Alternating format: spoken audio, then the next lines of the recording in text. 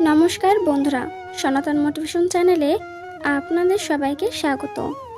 বন্ধুরা, আজ 29শে মার্চ 14ই চৈত্র রবিবার। আজকের দিনেই পালিত হচ্ছে পবিত্র কামদা একাদশী ব্রত। চৈত্র মাসের শুক্লপক্ষের একাদশী হলো কামদা একাদশী। এই তিথি পাপ বিনাশক ও পুণ্যদায়িনী। কামদা একাদশী ব্রত ব্রহ্মহত্যা পাপ বিনাশক এবং পিশাচত্ব মোচনকারী। শুধু তাই নয়, এই ব্রতকথা শ্রদ্ধাপূর্বক পাঠ ও শ্রবণের কারণে বাজপেয় যজ্ঞের ফল লাভ হয়। আজকের দিনে অনেকেই হয়তো এই একাদশী ব্রত পালন করছেন। যারা একাদশী ব্রত পালন করেন তারা এই বিষয়টি নিশ্চয়ই জানেন যে একাদশী ব্রত কথা শ্রবণ না করলে সেই একাদশী ব্রত অসম্পূর্ণ থেকে যায়। এবং যারা কোনো কারণবশত এই একাদশী ব্রত পালন করতে পারছেন না, তারাও ভগবানের সম্মুখে একটি প্রদীপ প্রজ্বলন করে ব্রতকথাটি শ্রবণ করতে পারেন।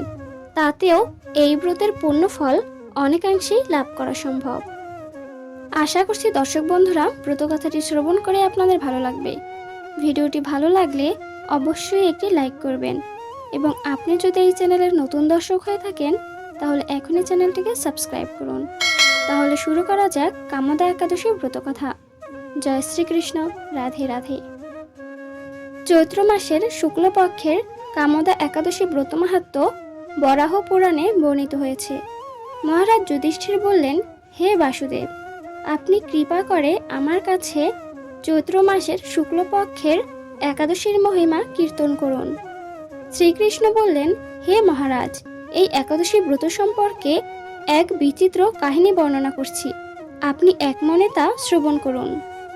পূর্বে মহর্ষি বশিষ্ঠ মহারাজ দিলীপের কৌতূহল নিবারণের জন্য এই ব্রতকথা কীর্তন করেছিলেন। ঋষি বশিষ্ঠ বললেন, হে মহারাজ, চৈত্র মাসের শুক্লপক্ষের একাদশীর নাম কামদা। এই তিথি পাপ বিনাশক ও পুণ্যদায়িনী। পূর্বকালে মনোরম নাগপুরে স্বর্ণনির্মিত গৃহে বিষধর নাগেরা বাস করত। তাদের রাজা ছিলেন পুণ্ডরিক। গন্ধর্ব, কিন্নর ও অপ্সরাদের দ্বারা তিনি সেবিত হতেন। সেই পুরী মধ্যে অপ্সরা শ্রেষ্ঠ ললিতা ও ললিত নামে গন্ধর্ব স্বামী স্ত্রী রূপে ঐশ্বর্যপূর্ণ এক গৃহে পরম সুখে দিন যাপন করত। একদিন পুণ্ডরিকের রাজসভায় ললিত একা গান করছিল। এমন সময় ললিতার কথা তার মনে পড়ল। ফলে সঙ্গীতের স্বর, লয়, তাল, মানের বিপর্যয় ঘটল। কর্কটক নামে এক নাগ ললিতের মনোভাব বুঝতে পারল।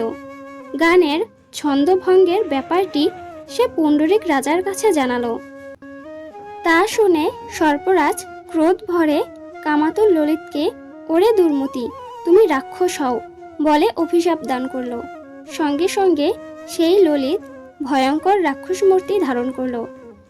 তার হাত 10 যোজন বিস্তৃত, মুখ পর্বত গুহাতুল্য, চোখ দুটি প্রজ্বলিত আগুনের মতো, ঊর্ধ্বে 8 যোজন বিস্তৃত প্রকাণ্ড এক শরীর সে লাভ করল।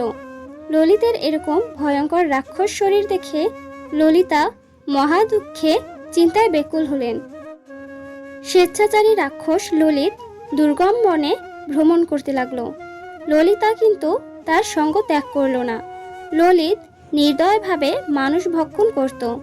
এই পাপের ফলে তার মনে বিন্দুমাত্র শান্তি ছিল না। পতির সেই দুরাবস্থা দেখে ব্যথিত চিত্তে রোদন করতে করতে ললিতা গভীর বনে প্রবেশ করল। একদিন ললিতা বিন্ধ্য পর্বতে উপস্থিত হল। সেখানে ঋষ্যশৃঙ্গ মুনির আশ্রম দর্শন করে মুনির কাছে হাজির হলো। তার চরণে প্রণাম করে সেখানে দাঁড়িয়ে রইল। মুনিবর জিজ্ঞাসা করলেন, হে সুন্দরী, তুমি কে, কার কন্যা, কি কারণেই বা এই গভীর বনে এসেছ, তা সত্য করে বলো। তদুত্তরে ললিতা বলল, হে প্রভু, আমি বীরধন্যা গন্ধর্বের কন্যা। আমার নাম ললিতা। আমার পতির পিশাচত্ব দূর হয় এমন কোনো উপায় জানবার জন্য এখানে এসেছি। তখন ঋষি বললেন, চৈত্র মাসের শুক্লপক্ষের কামদা নামে যে একাদশী আছে, তুমি সেই ব্রত যথাবিধি পালন করো। এই ব্রতের পূর্ণ ফল তোমার স্বামীকে অর্পণ করলে তৎক্ষণাৎ তার সমস্ত পাপ বিনষ্ট হবে। বশিষ্ঠ ঋষি বললেন, হে মহারাজ দিলীপ, মুনির কথা শুনে ললিতা আনন্দ সহকারে কামদা একাদশী ব্রত পালন করল। তারপর ব্রাহ্মণ ও বাসুদেবের সামনে পতির উদ্ধারের জন্য আমি যে কামদা একাদশী ব্রত পালন করছি তার সমস্ত ফল আমার পতির উদ্দেশ্যে অর্পণ করলাম। এই পুণ্যের প্রভাবে তার পিশাচত্ব দূর হোক। এই কথা উচ্চারণ মাত্রই ললিত শাপমুক্ত হয়ে দিব্য দেহ প্রাপ্ত হলো। পুনরায় গন্ধর্ব দেহ লাভ করে ললিতার সাথে সে মিলিত হলো। তারা বিমানে করে গন্ধর্বলোকে গমন করল। হে মহারাজ দিলীপ, এই ব্রত যত্ন সহকারে সকলেরই পালন করা কর্তব্য। এই ব্রত ব্রহ্মহত্যা পাপ বিনাশক এবং পিশাচত্ব মোচনকারী। এই ব্রত কথা শ্রদ্ধাপূর্বক পাঠ ও শ্রবণে বাজপেয় যজ্ঞের ফল লাভ হয়। আশা করছি দর্শক বন্ধুরা ব্রত কথাটি শ্রবণ করে আপনাদের ভালো লেগেছে।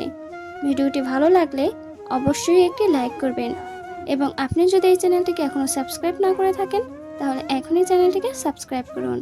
হরে কৃষ্ণ। ধন্যবাদ।